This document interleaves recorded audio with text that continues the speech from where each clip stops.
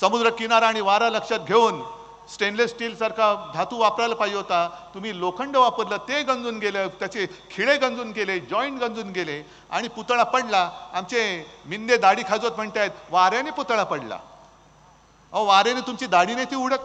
आमच्या देशाचा नौदलाचं सामर्थ्य तुम्ही जगाला दाखवण्यासाठी तुम्ही माझ्या शिवरायाच्या भूमीमध्ये आलात, आम्हाला अभिमान आहे.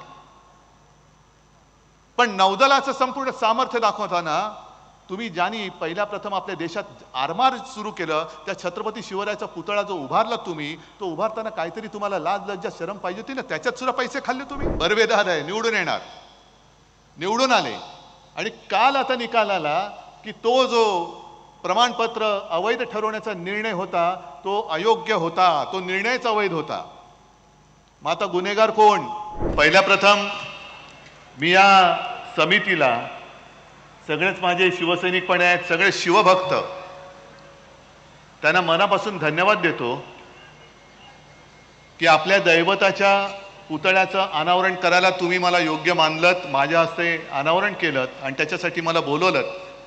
याबद्दल मी आपला ऋणी आहे. तुम्हाला सगळ्यांना धन्यवाद देतो. अजूनही तसं म्हटलं तर निवडणुकीचं वातावरण काय तापलेलं नाहीये. मुंबईमध्ये मला काही जण म्हणतात की अजून काय पेटत नाही हो. म्हटलं जरा थांबावं, जेव्हा पेटेल ना तेव्हा विजवायला वेळ लागेल. म्हणून जरा धीरानं पेटू द्या. फटाके फोडायला दिवाळी बाकी आहे अजून. मी भाषणाला सुरुवात करण्यापूर्वी रामटेककरांचं अभिनंदन करतोय, त्यांना लाख लाख धन्यवाद देतोय. याचं कारण मगाशी आपले खासदार म्हणाले की रामटेक हा आपला बालेकिल्ला, सलग 5 वेळा शिवसेनेने जिंकलेला. पण एकदा महाविकास आघाडी म्हटलं की त्याच्यामध्ये कद्रूपणा नाही करायचा. सुनील तर माझे जुने सहकारी आहेत. अगदी 95 साली मला आठवत आहे, जेव्हा सुनील तुम्ही अपक्ष म्हणून उभे होतात, मी आपल्या घरी आलो होतो आणि बाबासाहेबांना भेटलो होतो. आणि मुद्दामून आठवण सांगतो, माझ्याबरोबर मनोहर जोशी होते, सुधीर जोशी होते. मी घरी गेलो, आम्ही सगळे घरी गेलो. बाबासाहेब होते, त्यांना भेटलो, नमस्कार वगैरे केला, चहा पान झालं. मग बाबासाहेबांनी विचारलं की काय काम काय तुमचं? आता काय सांगणार? मी त्यांना सांगितलं की बाबासाहेब असं आहे की आमचं युतीचं सरकार नक्की येते, पण कदाचित थोडं इकडे तिकडे 19-20 झालं तर आम्हाला काही अपक्षांचा पाठिंबा लागेल आणि आम्हाला खात्री आहे की सुनील निवडून येत आहेत. तर मग नाही, जर का कुठे काही कमी पडलं तर मला सुनील तुमचा पाहिजे. बाबासाहेब म्हणाले ठीक आहे, बघू आपण. निकाल लागले आणि आज सुद्धा मला आठवत आहे की पहिला फोन जर कोणाचा आला असेल तो बाबासाहेबांचा आला की उद्धवजी सरकार येते, आम्ही तुमच्या सोबत आहोत. मग त्याच्यानंतर सरकार स्थापन झालं, शपथविधी झाला, सुनील तुम्हाला मंत्री केलं आणि शपथविधीच्या वेळेला बाबासाहेब भेटले, पुन्हा तिकडे नमस्कार चमत्कार झाले आणि दुपारी घरी असताना मला फोन आला, बाबासाहेबांना परत भेटायचंय. म्हटलं आता काय भेटायचं, ठीक आहे, मोठा माणूस आहे. आले घरी, म्हटलं बाबासाहेब काय? ते म्हणाले तुम्हाला आठवत आहे की तुम्ही माझ्या घरी आला होतात? म्हटलं हो, आणि तुम्ही मला म्हणाला होतात की आमचं सरकार येतंय, पण कुठे काही कमी राहिलं तर मला तुमची गरज लागेल.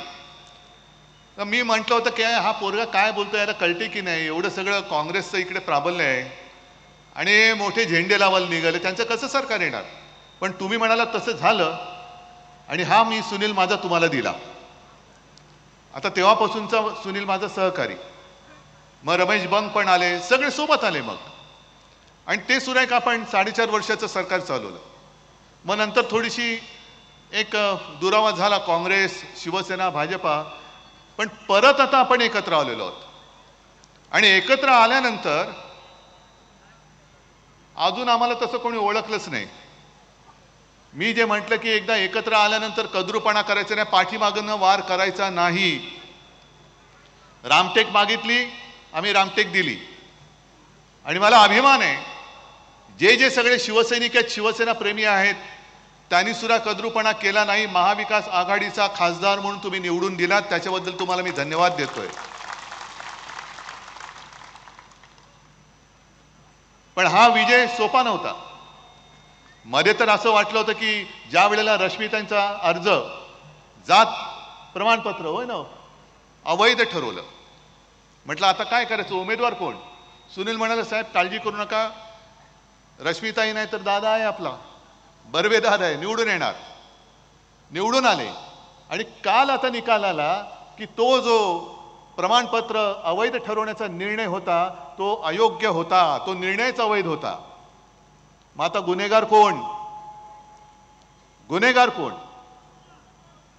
जे प्रमाणपत्र आम्ही घेतो, आमचे उमेदवार प्रमाणपत्र घेतात, ते काय किराणा मालाच्या दुकानातून घेतात की चणेवाल्याकडनं घेतात? की चण्याचे पुडी बांधताना गेल्यानंतर, अरे भैया कुछ कागज है क्या तुम्हारे पास, हमको ना एक ऐसा सर्टिफिकेट चाहिए, असं काय रस्त्यावरून घेतो की काय आम्ही?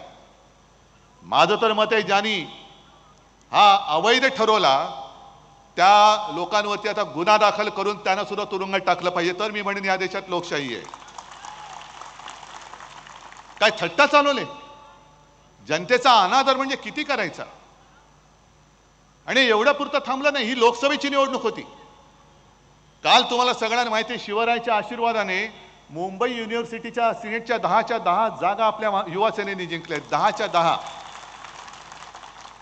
सगळे पदवीधर आणि सुशिक्षित मतदार. त्याच्यामध्ये सुद्धा आडकाठी घातली होती. 2 वर्ष निवडणूक हे पुढे ढकलत होते. 2 वर्ष सिनेटची निवडणूक. आता आपण विजयोत्सव साजरा केल्यानंतर काही जे म्हणतात जणू काही ही निवडणूक देशाचा पंतप्रधान ठरवणारी होती. होय, होतेच.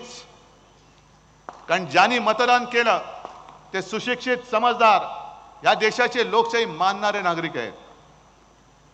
आणि संजय राऊत, तुम्ही जे काल सांगितलं की त्या निवडणुकीमध्ये सिनेटच्या ईव्हीएम नव्हतं म्हणून सगळ्याच्या सगळे यांचं काय अभाविप बिप काय आहेत ना, सगळ्यांची डिपॉझिट जप्त झाली असती, एवढी कमी मतं त्यांना पडली. म्हणजे सगळ्यांची, त्यांच्या आपल्या प्रतिस्पर्धी कोण? भाजपची जी युवा कार्यकारिणी ती अभाविप, त्यांच्या सगळ्यांची मतं जरी एकत्र केली तरी आपल्या एका उमेदवाराच्या बरोबरीने ते मतं येऊ शकत नाहीत. एवढी प्रचंड प्रचंड आणि प्रचंड आशीर्वाद मुंबईकरांनी, तो संपूर्ण जो कोकण पट्टा आहे, अगदी मुंबई पालघर पासून सिंधुदुर्गापर्यंत सगळ्यांना आपल्याला भरघोस यश दिलेलं आहे. पण निवडणूक रविवारी होणार होती. हे पेद्रे गेले कोर्टात.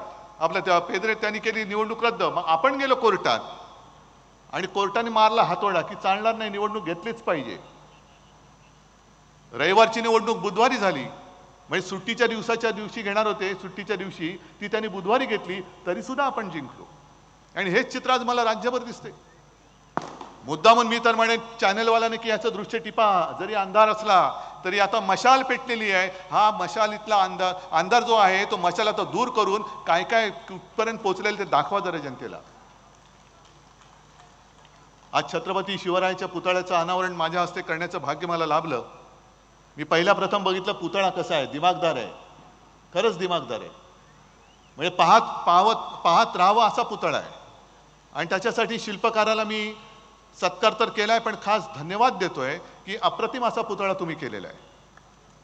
आणि एक उदाहरण आहे, मला कल्पना आहे की हा पुतळा काही दिवसांपूर्वी तयार होता. मला आमंत्रित करण्यात आलं. मी म्हटलं जरा पावसाचा जोर ओसरू द्या. पावसाचा जोर ओसरला आणि आज मी आलेलो आहे. पण मधल्या काळामध्ये जे आपल्या मालवणच्या किनाऱ्यावरती घडलं, हे संपूर्ण सर्व महाराष्ट्राला नव्हे देशाला लाजिरवाणं असं कृत्य झालं. तिकडे दुर्घटना घडली. 1 वर्ष पण पूर्ण झालेलं नाही अजून. केवळ आणि केवळ लोकसभा जिंकायची, शिवसेनेच्या ताब्यातलं कोकण जिंकून घ्यायचं म्हणून पंतप्रधान तिकडे त्या किनाऱ्यावरती आले, नौदल दिन साजरा केला. ठीक आहे, आम्हाला अभिमान आहे. आमच्या देशाचा नौदलाचं सामर्थ्य तुम्ही जगाला दाखवण्यासाठी तुम्ही माझ्या शिवरायाच्या भूमीमध्ये आलात, आम्हाला अभिमान आहे. पण नौदलाचं संपूर्ण सामर्थ्य दाखवताना तुम्ही ज्यांनी पहिल्या प्रथम आपल्या देशात आरमार सुरू केलं, त्या छत्रपती शिवरायाचा पुतळा जो उभारला तुम्ही, तो उभारताना काहीतरी तुम्हाला लाज लज्जा शरम पाहिजे होती ना. त्याच्यात सुद्धा पैसे खाल्ले तुम्ही. काल तो त्या समितीचा रिपोर्ट आलाय, साचा नीट नव्हता, त्याच्यामध्ये जे काय त्याचं वेल्डिंग होतं ते बरोबर नव्हतं, जो धातू वापरला तो बरोबर नव्हता. समुद्र किनारा आणि वारा लक्षात घेऊन स्टेनलेस स्टील सारखा धातू वापरायला पाहिजे होता, तुम्ही लोखंड वापरलं, ते गंजून गेले, त्याचे खिळे गंजून गेले, जॉईंट गंजून गेले आणि पुतळा पडला. आमचे मिंदे दाढी खाजवत म्हणतायत वाऱ्याने पुतळा पडला. अहो, वाऱ्याने तुमची दाढी नाही ती उडत, तुमची दाढी नाही ना उडत. मग पुतळा आणि महाराजांचा पुतळा पडतो, बेशरमपणाने सांगता वाऱ्याने पडला. आणि मग आपण यांना जोडे मारले तर म्हणता तुम्ही काय जोडे काय मारतो, मग दुसरं काय मारायचं तुम्हाला.